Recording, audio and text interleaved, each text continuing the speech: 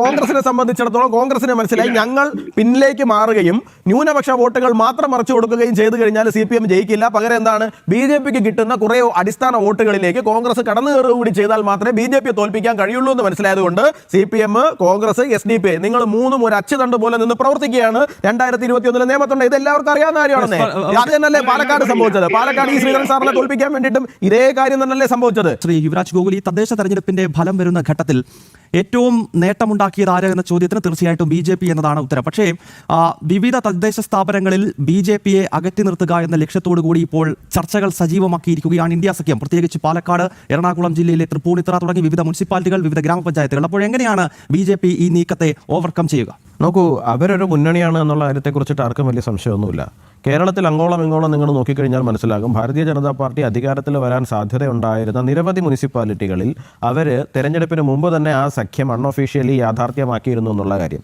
പല വാർഡുകളിലേക്ക് നമ്മൾ എത്തുന്ന സമയത്ത് നമ്മൾ കാണുന്ന കാഴ്ച എന്ന് പറയുന്നത് ഒന്നുകിൽ CPM അല്ലാന്നുണ്ടെങ്കിൽ കോൺഗ്രസ് വളരെ താഴേക്ക് പോകുന്നതാണ്. അതായത് തൊട്ട് മുമ്പത്തെ തെരഞ്ഞെടുപ്പിൽ 300, 400 ഒക്കെ വോട്ട് പിടിച്ചിരിക്കുന്ന വാർഡുകളിൽ ഒരൊറ്റ തെരഞ്ഞെടുപ്പ് കഴിയുന്നത്. അപ്പോൾ BJP ആയിരിക്കും ഒരുപക്ഷെ അവിടെ ജയിച്ചിരിക്കുന്നത്. അല്ലാന്നുണ്ടെങ്കിൽ BJP തൊട്ടടുത്ത് 2ാം സ്ഥാനത്ത് നിൽക്കുന്നുണ്ട്. അപ്പോൾ BJP ഇത്തവണ ജയിക്കും എന്നുള്ള ഒരു ധാരണ വരുന്ന സമയത്ത് ഏതെങ്കിലും ഒരു മുന്നണി 100 വോട്ട് പോലും തികച്ചു പിടിക്കാൻ പറ്റാത്ത തരത്തിലേക്ക് താഴേക്ക് പോകുന്നതാണ് നമ്മൾ പല വാർഡുകളിലും നമ്മൾ കാണുന്നത്. തിരുവനന്തപുരം കോർപ്പറേഷനിലേക്ക് വരുമ്പോൾ അവർ പലയിടത്തും അത്തരത്തിലുള്ള പരിശ്രമങ്ങളൊക്കെ നടത്തിയെന്നുണ്ടെങ്കിലും അതിനെയൊക്കെ മറികടന്ന് വിജയിക്കുന്നതിന് വേണ്ടിയിട്ട് ഭാരതീയ ജനതാ പാർട്ടിക്ക് സാധിച്ചതുകൊണ്ടാണ് 50 എന്ന് പറയുന്ന ഒരു സംഖ്യയിലേക്ക് എത്താൻ വേണ്ടിയിട്ട് സാധിച്ചത്. ഇത് പ്രീ പോളായിട്ട് തുടങ്ങിയ ഒരു അലയൻസ് ആണ്. ഇത് സ്വാഭാവികമായിട്ട് പോസ്റ്റ് പോളിലേക്ക് എത്തുന്ന സാഹചര്യം ഉണ്ടാകും. ഇപ്പോൾ നമ്മൾ പലപ്പോഴും മുനിസിപ്പാലിറ്റികളും കോർപ്പറേഷനും ഒക്കെ മാത്രമാണ് നമ്മൾ പലപ്പോഴും ആ തരത്തിൽ ചർച്ച ചെയ്യുന്നത്.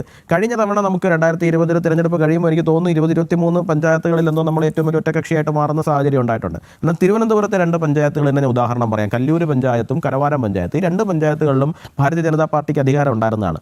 പക്ഷേ നിയമസഭാ തെരഞ്ഞെടുപ്പ് കഴിയുന്നതുവരെയും ഈ പറയുന്ന വലിയൊരു അവിശുദ്ധ സഖ്യത്തിലേക്ക് പരസ്യമായിട്ട് അവർ പോകാതെ ഇരുന്നതിന് ശേഷം നിയമസഭാ തെരഞ്ഞെടുപ്പ് കഴിയുമ്പോൾ ഇതിനകത്ത് വന്ന അസ്വസ്ഥതകൾ ഉണ്ടാക്കി, എന്തെങ്കിലുമൊക്കെ പ്രശ്നങ്ങളുണ്ടാക്കി ഇവർ ഒരു തരത്തിലുള്ള യോജിപ്പുകളൊക്കെ നടത്തിയിട്ട് അതാത് പഞ്ചായത്തുകളെ അട്ടിമറിക്കുക, ഭരണത്തിനെ അട്ടിമറിക്കുക എന്ന് പറയുന്ന ഒരു നീക്കം ഇവരുടെ ഭാഗത്ത് നിന്ന് ഉണ്ടാകലുണ്ട്. അതിനുശേഷം നിങ്ങൾ നോക്കിയാൽ മനസ്സിലാവും. അതിനുശേഷം പഞ്ചായത്തുകളുടെ ഭരണത്തിൻ്റെ എണ്ണം കുറഞ്ഞ് 12ലേക്ക് 13ലേക്കൊക്കെ വരുന്ന ഒരു സാഹചര്യമാണ് ഉണ്ടായിരുന്നത്. അപ്പോൾ ഇത് കേരളത്തിൽ സംസ്ഥാനത്തിൻ്റെ ഭരണത്തിൻ്റെ തണലിൽ നിന്നുകൊണ്ട് അധികാരത്തിൻ്റെ ഗർവ് ഉപയോഗിച്ചുകൊണ്ട് അവർ നടത്തിക്കൊണ്ടിരിക്കുന്ന വ്യാപകമായിട്ടുള്ള ഒരു അട്ടിമറിയാണിത്.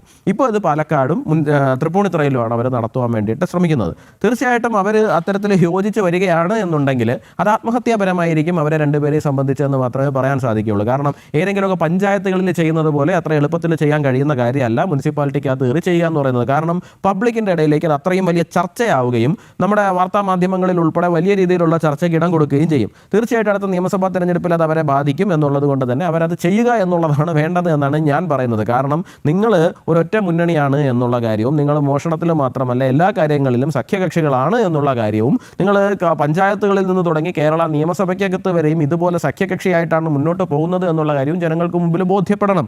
വരാൻ പോകുന്ന തെരഞ്ഞെടുപ്പിനകത്ത്, നിയമസഭാ തെരഞ്ഞെടുപ്പിനകത്ത് സംഭവിക്കാൻ പോകുന്നത് ഇതൊക്കെ തന്നെ ആയിരിക്കും തീർച്ചയായിട്ടും. കാരണം നിങ്ങൾക്ക് 2 പേർക്കും ഈ നാട്ടിൽ ഒരു ഭൂരിപക്ഷം കിട്ടുന്ന സാഹചര്യം ഉണ്ടാകില്ല. അപ്പോൾ നിങ്ങൾ 2 പേരും കൂടി ചേർന്ന് ഭരിക്കുക എന്ന് പറയുന്ന ഒരു ഘട്ടത്തിലേക്ക് കേരളത്തിൻ്റെ രാഷ്ട്രീയത്തിനെ കൊണ്ട് എത്തിക്കുക എന്നുള്ളത് തന്നെയാണ് ഭാരതീയ ജനതാ പാർട്ടി രാഷ്ട്രീയമായിട്ട് ചെയ്യാൻ പോകുന്നത്. അല്ലാന്നുണ്ടെങ്കിൽ ഞങ്ങളായിരിക്കും കേരള നിയമസഭയ്ക്കകത്തേക്ക് അത്തരത്തിലുള്ളൊരു കാര്യം വരുന്ന കാര്യം അധികം വിദൂരമൊന്നുമല്ല. അതുകൊണ്ട് തന്നെ അതിൻ്റെ ഒരു ട്രയൽ റണ്ണ് എന്ന് പറയുന്നത് തീർച്ചയായിട്ടും പാലക്കാടും തൃപ്പൂണിത്തുറയിലും ഒക്കെ നിങ്ങളൊന്ന് ശ്രമിച്ചു നോക്കണം. പിന്നെ രാഷ്ട്രീയമായിട്ട് നിങ്ങൾ അതിനുവേണ്ടി ശ്രമിക്കാൻ ഇറങ്ങുമ്പോൾ ഇത്രയൊക്കെ ചെയ്യാൻ അറിയാമെന്നുണ്ടെങ്കിൽ ഞങ്ങൾക്ക് അതിന് തടയിടാൻ അറിഞ്ഞുകൂടായികയൊന്നും അല്ലല്ലോ. അപ്പോൾ തീർച്ചയായിട്ടും അവരത് ചെയ്യട്ടെ. ചെയ്തതിന് ശേഷം നമുക്ക് എന്താണെന്നുള്ളത് നമുക്ക് നോക്കാം. നിങ്ങളും അവരുമായിട്ടുള്ള ധാരണയുടെ അടിസ്ഥാനത്തിലാണ് മുസ്ലിം കേന്ദ്രങ്ങളുടെ വോട്ടുകൾ അവർ ഭിന്നിപ്പിച്ചത്. ആ ഭിന്നിപ്പിക്കുന്ന പല കാലഘട്ടത്തിലും വോട്ടുകൾ ഭിന്നിപ്പിച്ച് BJPക്ക് അനുകൂലമായി നിലപാട് സ്വീകരിക്കുന്ന ഒരു കക്ഷിയാണ് SDPI എന്ന് ഞങ്ങൾ ഉറച്ചു വിശ്വസിക്കുന്നു. അതുകൊണ്ടാണ് കേരളത്തിൽ BJPയെ പോലെ തന്നെ SDPIയെ 7 കാതം അകലെ ഞങ്ങൾ അകറ്റി നിർത്തിയിരിക്കുന്നത്. ഇല്ല, നിങ്ങൾ അകറ്റി നിർത്തിയിട്ടില്ല. അതാണ് ഞാൻ നേരത്തെ പറഞ്ഞു വന്നത്. അതാണ് ശ്രീ ജലീൽ പുനലൂർ താങ്കൾ ഈ പറഞ്ഞൊരു SDPIയുടെ സംസ്ഥാന അധ്യക്ഷൻ തന്നെയാണ് പറഞ്ഞത്, ശിവൻകുട്ടിയെ നേമത്തെ ജയിപ്പിക്കുവാൻ വേണ്ടിയിട്ട് നിങ്ങൾ ഉൾപ്പെടെയുള്ള നിങ്ങളുടെ പാർട്ടിയുടെ ഔദ്യോഗികമായിട്ടുള്ള ആൾക്കാർ അവരുമായിട്ട് ചർച്ച നടത്തിയിട്ടുണ്ട് എന്നുള്ള കാര്യം പറഞ്ഞതും നേമത്ത് സ്ഥിരമായിട്ട് BJPയെ തോൽപ്പിക്കാൻ വേണ്ടി SDPI സ്ഥാനാർത്ഥിയെ പിൻവലിച്ചു കൊടുക്കുന്നു നിൽക്കുന്നതും ഒക്കെ എല്ലാവർക്കും അറിയാവുന്ന കാര്യം തന്നെയാണ്. ഇത്തവണ SDPയുടെ നിലപാട് തിരുവനന്തപുരത്ത് എന്തായിരുന്നു എന്ന് പറഞ്ഞാൽ, ഞങ്ങളെ തെരഞ്ഞെടുപ്പ് ആകുന്ന സമയത്ത് ഈ ഇടതുപക്ഷവും വലതുപക്ഷവും BJPയെ കാണിച്ച് അവർ പലപ്പോഴും ഫേസ്ബുക്കിൽ തന്നെ പോസ്റ്റ് ഇട്ടിട്ടുണ്ട്, BJPയെ കാണിച്ച് പേടിപ്പിച്ചിട്ട് ഞങ്ങളുടെ വോട്ട് വാങ്ങിക്കൊണ്ട് പോവുകയും പരസ്യമായി ഞങ്ങളുമായി സഖ്യം ചെയ്യാൻ മടിക്കുകയും ചെയ്യുന്നുണ്ട്. അതിനുള്ള പണി തിരുവനന്തപുരത്ത് തരുമെന്ന് പറഞ്ഞിട്ടാണ് അവർ മത്സരിച്ചത്. അല്ലാണ്ട് ഞങ്ങളുമായിട്ട് സൗഹൃദം ഉണ്ടാക്കാൻ വന്നൊന്നുമല്ല SDPക്കാര്. ആൾക്കാർ കേട്ടാൽ ആൾക്കാർക്ക് വിശ്വസിക്കാൻ കഴിയുന്ന കാര്യം പറയണം സാർ. ആൾക്കാർ കേട്ടാൽ ആൾക്കാർക്ക് വിശ്വസിക്കാൻ കഴിയുന്ന കാര്യം പറയണം. നിങ്ങൾ അവരെ പരസ്യമായി തള്ളിപ്പറയുകയും രഹസ്യമായി മാത്രം ആലിംഗനം ചെയ്യുകയും ചെയ്യുന്നത്. ഈ ചില സ്ഥലങ്ങളിലുണ്ടല്ലോ, എന്താണ് ഈ ഇനി ഇങ്ങോട്ട് രഹസ്യമായിട്ട് സംബന്ധം കൂടാൻ വരണ്ട, വരുന്നെങ്കിൽ പരസ്യമായിട്ട് വന്നാൽ മതി എന്ന് പറയുന്ന കാര്യമുണ്ടല്ലോ. അതുപോലെ ചില പകൽമാന്യന്മാരുടെ മുഖം മൂടി വലിച്ചു കീറാൻ വേണ്ടിയിട്ട് അവർ ചില സ്ഥലങ്ങളിൽ നിങ്ങൾക്ക് പണി തന്നു എന്നുള്ളതാണ്. അത് ഞങ്ങളുമായിട്ടുള്ള സൗഹൃദമാണെന്നൊന്നും പറഞ്ഞ് എന്താണ് തെറ്റിദ്ധരിപ്പിക്കരുത് ആൾക്കാരെ. പറയാനുള്ള കാര്യം യാഥാർത്ഥ്യബോധത്തോടു കൂടി ജനങ്ങളോട് പറയാം, അവർക്കത് മനസ്സിലാവും. അല്ലല്ല, ഞാൻ ഈ താങ്കളോട് ഒരു കാര്യം പറയാനുള്ളത്, ഈ ഫാസിസ്റ്റ് ശൈലി BJPക്ക് ഉണ്ടെന്ന് എനിക്കറിയാം. അത് കാണുന്നവർ മനസ്സിലാക്കും. ചർച്ചയിലൂടെ ആരും ഇടപെട്ടില്ല. എനിക്ക് ചെറിയൊരു ഊഴമാണ് ആകെ കിട്ടുന്നത്. അല്ലല്ല, അങ്ങ് പറഞ്ഞു കഴിഞ്ഞതിന് ശേഷം അതിനകത്ത് ഞാൻ ഇടപെട്ടോട്ടെ എന്ന് ചോദിച്ചിട്ടാണ് ഇടപെട്ടത്. അല്ലാണ്ട് ഞാൻ അതിനകത്ത് കയറി ഫോഴ്സ്ഫുള്ളി ഇടപെട്ടിട്ടൊന്നുമില്ല. ആ പറഞ്ഞ വിഷയം അങ്ങ് SDPയുടെ വിഷയം അങ്ങ് എടുത്തിട്ടു, സ്വാഭാവികമായിട്ട് ഈ മറുപടി പറയാൻ അത്രേ ഉള്ളൂ.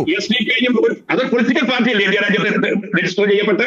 അത് പറയരുത്. പിന്നൊന്ന്, താങ്കൾ അടിസ്ഥാനരഹിതമാണ് കാര്യങ്ങൾ വിലയിരുത്തുന്നതോ വിളിച്ചു പറയുന്നതോ എന്നുള്ളത് ഈ ചാനൽ കാണുന്ന ആളുകൾക്ക് ബോധ്യമാകട്ടെ. ഓക്കെ, താങ്കളുടെ വാദം ഞാൻ മുകളിലേക്ക് എടുക്കുന്നു. 2020 ശിവൻകുട്ടിയെ SDPI ആണ് അവിടെ വിജയിപ്പിച്ചത്. അങ്ങനെയുണ്ടെങ്കിൽ 2016 തെരഞ്ഞെടുപ്പിൽ നേമം മണ്ഡലത്തിൽ SDPI ലീവിലായിരുന്നു എന്നാണ് ഞാൻ ചോദിക്കുന്നത്. അല്ലെങ്കിൽ അവർ അന്ന് വോട്ട് മറിച്ച് രാജഗോപാൽജിക്ക് അനുകൂലമായിട്ട് വോട്ട് ചെയ്തു എന്ന് താങ്കൾ പറയാതെ പറയുകയാണ്. 2016 O രാജഗോപാൽജിക്ക് കുമ്മനം രാജശേഖരന് കിട്ടിയതിനേക്കാൾ കൂടുതൽ വോട്ട് കിട്ടിയത് കൊണ്ടാണ് അദ്ദേഹം ജയിച്ചത്. 2016 O രാജഗോപാൽജിക്ക് കുമ്മനം രാജശേഖരൻജി പിടിച്ചതിനേക്കാൾ കൂടുതൽ വോട്ട് കിട്ടിയത് കൊണ്ടാണ് O രാജഗോപാൽജി ജയിക്കുന്ന സാഹചര്യം. അല്ലല്ല, ഞാൻ കംപ്ലീറ്റ് ചെയ്യട്ടെ. 2021 നിയമത്ത് സംഭവിച്ചത് എന്താ? നിങ്ങളുടെ മുന്നണിയിലെ മറ്റൊരു സഖ്യകക്ഷിയായിട്ടുള്ള കോൺഗ്രസ് കൂടി രംഗത്ത് വന്നു. K മുരളീധരനെ പോലൊരാൾ രംഗത്ത് വന്നതോടുകൂടി BJPക്ക് ലഭിച്ചുകൊണ്ടിരുന്ന അടിസ്ഥാന വോട്ടുകൾക്ക് അത് ഭിന്നത വന്നു. സ്വാഭാവികമായിട്ട് SDPയുടെ ഒരു 10-10,000 വോട്ടിന്റെ സഹായവും കൂടി വന്നതോടുകൂടി നിങ്ങൾക്ക് അവിടെ ജയിക്കാൻ വേണ്ടി സാധിച്ചു. നിങ്ങളുടെ മുന്നണി സംവിധാനം കുറച്ചുകൂടി ശക്തമായിട്ട് പ്രവർത്തിച്ചു 2021. അതാണ് യാഥാർത്ഥ്യം. 2016 അത്ര ശക്തമായിട്ടല്ല പ്രവർത്തിച്ചത്. പാലക്കാട് ഉപതെരഞ്ഞെടുപ്പിനകത്ത് തെരഞ്ഞെടുപ്പ് കഴിയുന്ന സമയത്ത് എന്താണ് നിങ്ങൾ അവിടെ ഇറങ്ങി ആഘോഷം നടത്തിയത്? SDPക്കാരല്ലേ ഇറങ്ങി ആഘോഷം നടത്തിയത്. ഇതൊരു സർക്കുലർ വന്നിട്ടുണ്ട്. എവിടെയെങ്കിലും ഏതെങ്കിലും പഞ്ചായത്തിൽ ഇതുപോലെ ആരെങ്കിലും ഒരു തീരുമാനം എടുത്താൽ, അല്ലെങ്കിൽ BJP മാറ്റി നിർത്താൻ വേണ്ടി CPM വോട്ട് ചെയ്യുകയോ, CPM മാറ്റി നിർത്താൻ വേണ്ടി BJP വോട്ട് ചെയ്യുകയോ, അങ്ങനെ എവിടെയെങ്കിലും ഉണ്ടായിക്കഴിഞ്ഞാൽ അവർ പാർട്ടിക്കകത്ത് ഉണ്ടാകത്തില്ലെന്ന് കൃത്യമായ നിലപാട് പാർട്ടി എടുത്തിട്ടുണ്ട്. ഞങ്ങൾക്ക് ഇവിടെ BJP ജയിക്കുകയോ CPM ജയിക്കുകയോ എന്നുള്ളത് ഞങ്ങൾക്ക് ഞങ്ങളുടെ നിലപാടാണ്, ഞങ്ങളുടെ സ്റ്റാൻഡാണ്. അല്ലാതെ ഞങ്ങൾ ഒരു അവിശുദ്ധ കൂട്ടിന് പോയിട്ടില്ല, ഞങ്ങൾ ഒരു അമിത കൂട്ടിന് പോകത്തില്ല. പ്രാദേശികമായി ആരെങ്കിലും ഒരു അഭിപ്രായം പറഞ്ഞെങ്കിൽ അതിനെ ഇവിടെ ഒന്ന് സാധൂകരിക്കാനുള്ള ഉത്തരവാദിത്തം എനിക്കില്ല. റോണി കെ വർഗീസ്, യുവരാജ് ഗോകുൽ, ഇവിടെ ഇപ്പോൾ ഇടതിന്റെയും വലതിന്റെയും രണ്ട് മുന്നണികളുടെയും പ്രതിനിധികൾ സംസാരിക്കുന്ന ഘട്ടത്തിൽ ഇത് കേവലം പ്രാദേശികമായിട്ടുള്ള ചില നീക്കുപോക്കാണ്. ആദ്യഘട്ടത്തിൽ അവർ പറയുന്നത് അങ്ങനെ ഒരു സഖ്യമില്ല എന്നുള്ളതാണ്. പക്ഷേ സഖ്യത്തിന്റെ ചില കണക്കുകൾ സൂചിപ്പിക്കുന്ന ഘട്ടത്തിൽ ചർച്ചയിൽ തന്നെ സൂചിപ്പിക്കുന്നത് പ്രാദേശികമായി അവിടുത്തെ ചില പ്രത്യേക സാഹചര്യങ്ങൾ കൊണ്ട് രൂപപ്പെടുന്ന ചില സഖ്യങ്ങളോ ധാരണകളോ ആകാമെന്നുള്ളതാണ്. അല്ല, അതിനകത്ത് അതാണ് ഞാൻ കൈ ഉയർത്തിയത്. അദ്ദേഹം പറഞ്ഞു അത് പ്രാദേശികമാണ് എന്നുള്ള കാര്യം. ഗൗതമേ, ഈ വോട്ട് എണ്ണിക്കൊണ്ടിരുന്ന ദിവസം ഉണ്ടല്ലോ മിനിങ്ങാന്ന്, ആ ദിവസം ഒരു BJP ഒരു 40-43 ആ റേഞ്ചിലൊക്കെ നിൽക്കുന്ന സമയത്ത് തിരുവനന്തപുരം കോർപ്പറേഷനിൽ KPCCയുടെ സംസ്ഥാന പ്രസിഡന്റായിട്ടുള്ള ശ്രീ സണ്ണി, അദ്ദേഹത്തിനോട് നമ്മുടെ മാധ്യമങ്ങളെല്ലാം കൂടി വളഞ്ഞു നിർത്തുന്ന സമയത്ത് KPCC അധ്യക്ഷനോട് ചോദിക്കുന്നുണ്ട്, തിരുവനന്തപുരം കോർപ്പറേഷനിൽ BJP ഏറ്റവും വലിയ ഒറ്റക്കക്ഷിയായി മാറുകയാണ്, അവരെ അവിടുന്ന് മാറ്റി നിർത്തുവാൻ വേണ്ടിയിട്ട് നിങ്ങൾ ഇടതുമുന്നണിയുമായി കൈകോർക്കാൻ തയ്യാറാകുമോ എന്നാണ്. ഇപ്പോൾ ശ്രീ റോണി പറഞ്ഞ പോലുള്ള മറുപടിയൊന്നും അല്ല അദ്ദേഹം പറഞ്ഞത്. പകരം അദ്ദേഹം പറഞ്ഞത് BJPയെ മാറ്റി നിർത്തുവാൻ അങ്ങനെ ഒരു കാര്യം ആവശ്യമുണ്ട് എന്നുണ്ടെങ്കിൽ അത് തീർച്ചയായിട്ടും ചർച്ച ചെയ്യപ്പെടേണ്ടുന്നതാണ്, നമ്മളത് പരിഗണിക്കും എന്നുള്ള നിലയിലാണ് അദ്ദേഹം ആദ്യത്തെ റൗണ്ടിൽ മറുപടി പറയുന്നത്. പിന്നെ 50 സീറ്റിലേക്ക് വന്നതോടുകൂടി പിന്നെ ആ ചർച്ചയുടെ പ്രസക്തി ഇല്ലാണ്ടായി പോയി എന്നുള്ളതേ ഉള്ളൂ. അത് പ്രാദേശികമാണോ എന്ന് എനിക്കറിയില്ല. ഇനി റോണിയാണോ ഔദ്യോഗികം, അത് KPCC സംസ്ഥാന അധ്യക്ഷൻ പ്രാദേശികമാണോ എന്നൊന്നും എനിക്കറിയില്ല. പക്ഷേ നിങ്ങളുടെ സംസ്ഥാന അധ്യക്ഷൻ തന്നെ കേരളത്തിലെ മുഴുവൻ മാധ്യമങ്ങളും കേൾക്കെ, കേരളത്തിലെ മുഴുവൻ ജനങ്ങളും കേൾക്കെ അത്തരമൊരു സാധ്യതയും സാഹചര്യവും ഉണ്ട് എന്നും അത്തരമൊരു ചർച്ചയ്ക്ക് പ്രസക്തി ഉണ്ട് എന്നുള്ള കാര്യവും പറഞ്ഞതാണ്. അപ്പോൾ സംസ്ഥാന തലത്തിലൊന്നല്ല, നിങ്ങൾ ദേശീയ തലത്തിൽ തുടങ്ങിയതാണ്, ദേശീയ തലത്തിൽ തുടങ്ങി സംസ്ഥാന തലത്തിൽ അതങ്ങ് താഴെ പ്രാദേശിക തലം വരെ പോയി നിൽക്കുന്നു എന്നുള്ളതാണ്. അപ്പോൾ നിങ്ങൾക്ക് അതിനെ അടച്ചാക്ഷേപിച്ച് അങ്ങനെ മുമ്പോട്ട് പോകാൻ സാധിക്കുമെന്നൊന്നും ഞാൻ വിശ്വസിക്കുന്നില്ല. പിന്നെ നിങ്ങൾ ഇപ്പോൾ തൽക്കാലത്തേക്ക് ഇത്തരം ന്യായീകരണങ്ങൾ പറയുന്നതാണ്, അത് മറ്റൊന്നും കൊണ്ടല്ല. 2026 നിയമസഭാ തെരഞ്ഞെടുപ്പ് പടിവാതിലെത്തി നിൽക്കുന്നത് കൊണ്ട് മാത്രമാണ്. കാരണം അതുവരേക്കും ഇപ്പോൾ നിങ്ങളിപ്പോൾ ഇടതുപക്ഷത്തോട് കൈകോർക്കാൻ പോയി കഴിഞ്ഞാൽ നിങ്ങൾ തിരുവനന്തപുരം നഗരസഭയ്ക്കകത്താകട്ടെ അല്ലെങ്കിൽ മറ്റുള്ള സ്ഥലങ്ങളിലാകട്ടെ, തൃപ്പൂണിത്തുറയിലാകട്ടെ, ഇടതുപക്ഷത്തിനെതിരെ പറഞ്ഞിരുന്ന മുഴുവൻ കാര്യങ്ങളും മറന്നുകൊണ്ട് അവരെ ചേർത്ത് പിടിക്കുന്ന ഒരു നടപടിയായി പോകുമെന്നും ആ നിയമസഭാ തെരഞ്ഞെടുപ്പിലേക്ക് പോകുന്ന സമയത്ത് രാഷ്ട്രീയമായിട്ട് നിങ്ങൾക്ക് തിരിച്ചടിയാകുമെന്ന് നിങ്ങൾക്ക് അറിയാവുന്നത് കൊണ്ടാണ് നിങ്ങൾ നിലവിൽ ഇത് പറയുന്നത്. പക്ഷേ 2026 നിയമസഭാ തെരഞ്ഞെടുപ്പ് കഴിയുന്ന സമയത്ത് നിങ്ങൾക്ക് ഇത് തന്നെ ആയിക്കൊള്ളണമെന്നില്ല നിലപാട്. അതാണ് ഞാൻ കുറച്ച് നേരത്തെ പറഞ്ഞത്. 2020 BJP സംബന്ധിച്ചിടത്തോളം തിരഞ്ഞെടുപ്പ് കഴിയുന്ന സമയത്ത് 23 പഞ്ചായത്തുകളിൽ ഒന്നുകിൽ ഏറ്റവും വലിയ ഒറ്റകക്ഷി അല്ലാന്നുണ്ടെങ്കിൽ ഭരണം എന്ന് പറയുന്ന സാഹചര്യത്തിൽ നിന്ന് തിരിച്ച് 13ലേക്ക് പോകുന്ന സാഹചര്യം വന്നത് ഈ പറയുന്ന പോലുള്ള അവിശുദ്ധമായ കൂട്ടുകെട്ടുകൾ നിങ്ങൾ പഞ്ചായത്ത് തലത്തിൽ ഉണ്ടാക്കിയതുകൊണ്ടാണ്. മുനിസിപ്പാലിറ്റികളിൽ നിങ്ങൾക്ക് അതിനുള്ള ശക്തി ഇല്ലാതിരുന്നത് കൊണ്ട് മാത്രമാണ് BJPയുടെ ഭരണം 5 വർഷം അവിടെ തുടരുന്ന സാഹചര്യം ഉണ്ടായത്. അതുകൊണ്ട് നിങ്ങൾ ഇപ്പോൾ പറയുന്നതൊന്നും അല്ല നിയമസഭാ തെരഞ്ഞെടുപ്പ് കഴിയുമ്പോൾ പറയുന്നത്. നിയമസഭാ തെരഞ്ഞെടുപ്പിന് മുമ്പുള്ള നിങ്ങളുടെ പ്രശ്നം എന്ന് പറഞ്ഞു കഴിഞ്ഞാൽ നിങ്ങൾ ഇപ്പോൾ പബ്ലിക്കായിട്ട് ഓപ്പണായിട്ട് കൈ കൊടുക്കാൻ പോയി കഴിഞ്ഞു കഴിഞ്ഞാൽ തീർച്ചയായിട്ടും ഈ പറയുന്ന സ്വർണ്ണം കട്ടത് മുതലുള്ള സകല കാര്യങ്ങളുടെയും പാപം നിങ്ങളുടെയും കൂടെ തലയിലാകും എന്നുള്ളതുകൊണ്ടാണ്. അല്ലാണ്ട് അതിനകത്ത് മറ്റൊരു നയമുണ്ട് എന്ന് ഞാൻ വിശ്വസിക്കുന്നില്ല. എവിടെ വോട്ട് ചെയ്തേ? ആർക്കാ വോട്ട് ചെയ്തേ? ഇവിടെ സ്വന്തം വാർഡിൽ ഒരു സ്ഥാനാർത്ഥി നിർത്താൻ പോലും കെൽപ്പില്ലാത്ത ഒരാളാണ് സംസ്ഥാന ഉപാധ്യക്ഷൻ. അദ്ദേഹത്തിന്റെ മകനോ ആഗോളതലത്തിലെ പല കാര്യങ്ങളും ചർച്ച ചെയ്യുന്ന ഇത്രയും വിശാലമായി സംസാരിക്കുന്ന മറ്റൊരു ദേശീയ നേതാവില്ല. അച്ഛനും മകനും കൂടി ഒരാളെ അവിടെ സ്ഥാനാർത്ഥിയാക്കാൻ നിർത്താൻ സാധിച്ചിട്ടില്ല. തത്തുല്യമായിട്ടാണ് കേരളത്തിലെ എല്ലാ BJP നേതാക്കളുടെയും അവസ്ഥ. അപ്പൊ കേരളത്തെ സംബന്ധിച്ച് ഈ BJPക്ക് എന്ന് പറയുന്നത് ഒരു കാരണവശാലും ഈ മല കയറാൻ സാധിക്കില്ല. കാരണം ഇത് ശ്രീനാരായണ ഗുരുദേവന്റെയും മന്നത്ത് പത്മനാഭന്റെയും അയ്യങ്കാളിയുടെയും വക്കമൊഗവിയുടെയും ഒക്കെ വലിയ സന്ദേശങ്ങൾ ഉൾക്കൊള്ളുന്ന ഇടതുപക്ഷ മനസ്സുള്ള നവോത്ഥാന ശക്തികൾ ഉഴുതുമറിച്ച ഒരു നല്ല മണ്ണാണ്. പക്ഷേ കോൺഗ്രസ് നേതാക്കളെ സംബന്ധിച്ചിടത്തോളം BJP എന്തോ ഇവിടെ ഒരു മഹാസംഭവമാണെന്ന് പറഞ്ഞാൽ പിന്നെ ഈ മുസ്ലിങ്ങളെ ഒന്നും BJPയെ കാട്ടി ആരും പേടിപ്പിക്കാൻ നോക്കില്ല. അങ്ങനെ ഉണ്ടെങ്കിൽ തിരുവനന്തപുരം നഗരസഭയിലെ ചാരാവാറിൽ മുസ്ലിങ്ങൾ എന്ത്, അതുപോലെ തന്നെ സൈനിക സ്കൂൾ, അതുപോലെ തന്നെ മുസ്ലിം കേന്ദ്രമായ അമ്പലത്തറയിൽ ഈ 3 സീറ്റിൽ പരശതം വാർഡുകളിൽ ആരാ ജയിച്ചത്? BJP-യാണ്. കാരണം എന്താ? വെൽഫെയർ പാർട്ടി ഒരിടത്ത് സ്ഥാനാർത്ഥി നിർത്തും, SDP വേറൊരു സ്ഥാനാർത്ഥി നിർത്തും, PDP മറ്റൊരിടത്ത് സ്ഥാനാർത്ഥി നിർത്തും, ഇടതുപക്ഷവും കോൺഗ്രസും. അപ്പൊ കേരളത്തെ സംബന്ധിച്ച് ഇത്തരം വ്യത്യസ്തങ്ങളായ രീതിയിൽ വോട്ടുകൾ ചിതറിപ്പോകുമ്പോൾ BJPക്ക് താൽക്കാലികമായിട്ട് ചില സ്ഥലങ്ങളിൽ ഒരു വിജയം ഉണ്ടാകും. അതൊരു ആത്യന്തികമായ വിജയമായിട്ട് ഇതൊന്നും ആത്യന്തികമായ വിജയമേ അല്ലെന്നാണ് പറയുന്നത്. മാത്രമല്ല അദ്ദേഹം പറഞ്ഞു കേട്ടില്ല UP പോലെയൊന്നും BJPക്ക് കേരളം ഒരു വളക്കൂറുള്ള മണ്ണയാകത്തില്ലെന്നാണ് പറയുന്നത്. അല്ല, അതിനകത്ത് 35 കൊല്ലം ബംഗാളിനകത്ത് വരെ ഇതൊക്കെ തന്നെയാണ് പറഞ്ഞുകൊണ്ടിരുന്നത്. അതായത് അവിടെ BJP വളരില്ല, ഞങ്ങളാണ് ഏറ്റവും വലിയ ശക്തി എന്നൊക്കെ പറഞ്ഞുകൊണ്ടിരുന്നു. അവസാനം എന്താണ് സംഭവിച്ചതെന്നുള്ള കാര്യത്തെക്കുറിച്ചിട്ട് എല്ലാവർക്കും അറിയാം.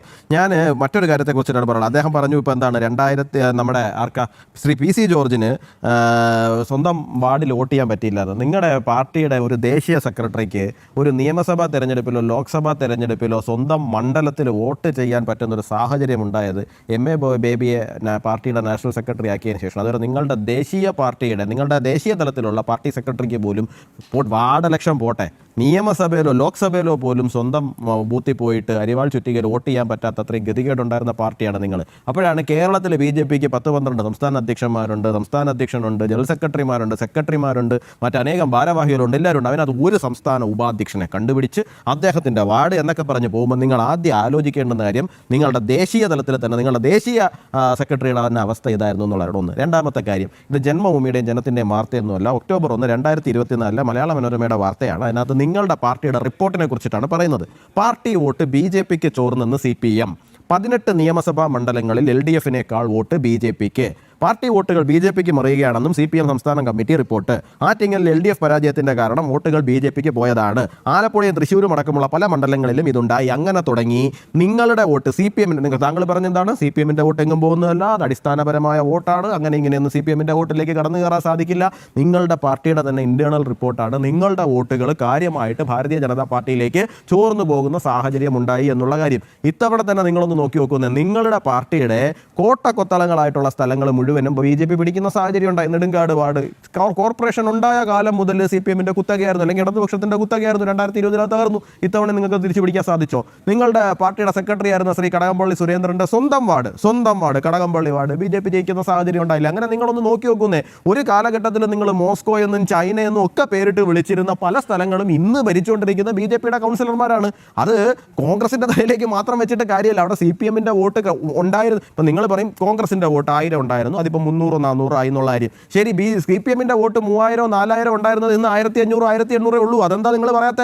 അതുകൊണ്ടുകൂടിയാണ് BJPക്ക് അവിടെ ജയിക്കാൻ വേണ്ടിയിട്ട് സാധിക്കുന്നത്. കാരണം നിങ്ങളുടെ കോട്ടകൾ ഞങ്ങൾ ഇന്ന് ജയിച്ചു കയറുന്ന സാഹചര്യം ഉണ്ടായത് മറ്റൊന്നും കൊണ്ടല്ല. ആൾക്കാർ ദേശാഭിമാനിയും കൈരളിയും മാത്രമല്ല, മറ്റ് പലതും കാണുകയും കേൾക്കുകയും ഈ ഇന്റർനെറ്റ് എന്ന് പറയുന്ന സാധനം വല്ലാത്ത രീതിയിൽ ജനകീയമായി മാറുകയും ആൾക്കാർക്ക് സത്യവും യാഥാർത്ഥ്യവും ഒക്കെ പെട്ടെന്ന് തിരിച്ചറിയാനും കഴിയുന്ന ഒരു സാഹചര്യവും കൂടി ഉണ്ടായതുകൊണ്ടാണ്. അതിന് നിങ്ങളിങ്ങനെ മനസ്സ് വിഷമിച്ചിട്ടൊന്നും കാര്യമില്ല. അപ്പോൾ CPMന്റെ വോട്ടുകൾ BJPയിലേക്ക് വരുന്നുണ്ടോ എന്ന് ചോദിച്ചു കഴിഞ്ഞാൽ വരുന്നുണ്ട് എന്നുള്ള കാര്യം യാഥാർത്ഥ്യമാണ്. നിങ്ങളുടെ പാർട്ടിയുടെ തന്നെ ഇന്റേണൽ റിപ്പോർട്ടിനകത്ത് പറഞ്ഞിട്ടുള്ള കാര്യമാണ്. SDPI നേതാക്കൾ എവിടെങ്കിലും എന്തെങ്കിലും പറഞ്ഞാൽ അത് ഇടതുപക്ഷത്തിന്റെ നയമല്ല. ഇടതുപക്ഷം കൃത്യമായി നിലപാട് പറഞ്ഞിട്ടുണ്ട്. ജമാഅത്തെ ഇസ്ലാമി, SDPI, BJP ഇത്തരം ചിദ്രശക്തികളുമായി യാതൊരു നിലയ്ക്കുമുള്ള രാഷ്ട്രീയ ബന്ധവും ഇടതുപക്ഷ ജനാധിപത്യ മുന്നണിക്ക് ഉണ്ടാവില്ല. താങ്കളൊരു കാര്യം ഓർക്കേണ്ടത്, ഇടതുപക്ഷ ജനാധിപത്യ മുന്നണി കേവലം കുറച്ച് വോട്ട് ബാങ്കുകൾക്ക് വേണ്ടിയോ ആൾക്കൂട്ടത്തെ കണ്ടിട്ടോ രൂപീകരിക്കപ്പെട്ട ഒരു മുന്നണിയോ അല്ലെങ്കിൽ കമ്മ്യൂണിസ്റ്റ് പാർട്ടികൾ എന്ന് പറയുന്ന ആ നിലയിൽ നിലപാട് രൂപപ്പെടുത്തുന്ന ഒരു പാർട്ടിയൊന്നുമല്ല. ജലീൽ, യുവരാജ് ഗോകുൽ, ഈ ചർച്ച അങ്ങേക്ക് അവസാനിപ്പിക്കാം. ഇപ്പോൾ ഈ രീതിയിലുള്ള ക്രോസ് വോട്ടിങ്ങുകൾ, അതോടൊപ്പം തന്നെ ഈ അന്തർധാരയിൽ സജീവമാകുന്ന ഇന്ത്യ സഖ്യത്തിന്റെ ശ്രമങ്ങൾ, അതൊക്കെ എങ്ങനെയാണ് വരുന്ന നിയമസഭാ തെരഞ്ഞെടുപ്പിൽ BJP ഓവർകം ചെയ്യുക? കാരണം ഇന്ന് തന്നെ BJPയുടെ ചില സംസ്ഥാന ഉപാധ്യക്ഷൻ അനീഷ് കുമാർ ഉൾപ്പെടെയുള്ളവർ ഫേസ്ബുക്കിൽ കുറിച്ചിരിക്കുന്ന കാര്യം ഈ ഷൊർണൂർ, ഒറ്റപ്പാലം തുടങ്ങിയ മുനിസിപ്പാലിറ്റികളൊക്കെ BJP പരാജയപ്പെടാൻ കാരണം ഈ രീതിയിലുള്ള ക്രോസ് വോട്ടിംഗ് ആണെന്നുള്ളതാണ്. അല്ല, അവർ അത് നോക്കൂ. ഇപ്പം 1998 ഭാരതീയ ജനതാ പാർട്ടി ഇന്ത്യയിൽ ആദ്യമായിട്ട് അധികാരത്തിൽ വരുന്നത്. അതിനു മുമ്പ് എന്തായിരുന്നു അവസ്ഥ? അതിനു മുമ്പ് ഇത് തന്നെയായിരുന്നു ഇന്ത്യയിൽ മൊത്തത്തിലുള്ള അവസ്ഥ. പക്ഷേ കാലാകാലങ്ങൾ കൊണ്ട് ഭാരതത്തിലുള്ള വിവിധ സംസ്ഥാനങ്ങളിലുള്ള ജനങ്ങൾക്ക് ഒരു കാര്യത്തെക്കുറിച്ചിട്ട് കൃത്യമായിട്ട് ബോധ്യമുണ്ടായി. എന്താണ്? ഇത്തരത്തിൽ ഭാരതീയ ജനതാ പാർട്ടിയുടെ വളർച്ചയെ തടയുവാൻ വേണ്ടി, അല്ലെങ്കിൽ വിജയത്തെ തടയുവാൻ വേണ്ടിയിട്ട് ഇതുപോലെ പലരും പല അവിശുദ്ധ സഖ്യങ്ങളും ഉണ്ടാക്കി തടയുന്നുണ്ടെന്നുള്ള കാര്യം.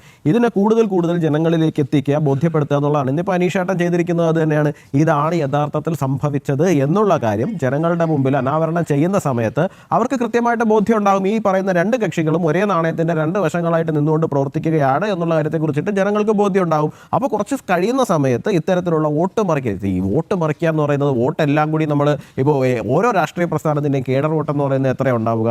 അവർക്കിപ്പോൾ ആകെ മൊത്തത്തിൽ ലഭിക്കുന്നതിൻ്റെ ഒരു 20%, 30% ഒക്കെ ആയിരിക്കും പ്രോപ്പർ കേഡർ വോട്ട് എന്ന് പറയുന്നത്. ബാക്കി അനുഭാവികൾ അല്ലെങ്കിൽ നമ്മൾ പറയുന്ന കാര്യങ്ങൾ കേട്ട് നമുക്ക് അനുകൂലമായി ചിന്തിക്കുന്ന ജനങ്ങൾ, ഇതെല്ലാം കൂടി ചേർന്നിട്ടാണല്ലോ ഒരു പരിപൂർണതയിലേക്ക് എത്തുന്നത്. തീർച്ചയായിട്ടും ആ കേൾക്കുന്ന ജനങ്ങളുടെ വോട്ട് എന്ന് പറയുന്ന കാര്യമുണ്ട്. അവരെ കുറച്ചുകൂടി കാര്യങ്ങൾ പറഞ്ഞ് ബോധ്യമാക്കുക. അതുപോലെ തന്നെ സ്ട്രാറ്റജിക്കലി ഈ പറയുന്ന ക്രോസ് വോട്ടിങ്ങിനെ ഏത് തലത്തിൽ തടയാം എന്നുള്ളതിനെ കുറിച്ചിട്ട് കുറച്ചുകൂടി ബെറ്റർ സ്ട്രാറ്റജി ഉണ്ടാക്കുക. രാഷ്ട്രീയം മുമ്പോട്ടല്ലേ പോകുന്നത്, പുറകിലേക്ക് പോകുന്ന കാര്യമല്ലോ, മുമ്പോട്ട് പോകുന്ന കാര്യമല്ലേ. തീർച്ചയായിട്ടും വരാൻ പോകുന്ന നിയമസഭാ തെരഞ്ഞെടുപ്പുകളിൽ ഉൾപ്പെടെ അതിനെ മറികടക്കുവാൻ വേണ്ടിയിട്ടുള്ള തന്ത്രങ്ങളും തീർച്ചയായിട്ടും തന്നെ ഉണ്ടാക്കുന്നതാണ്.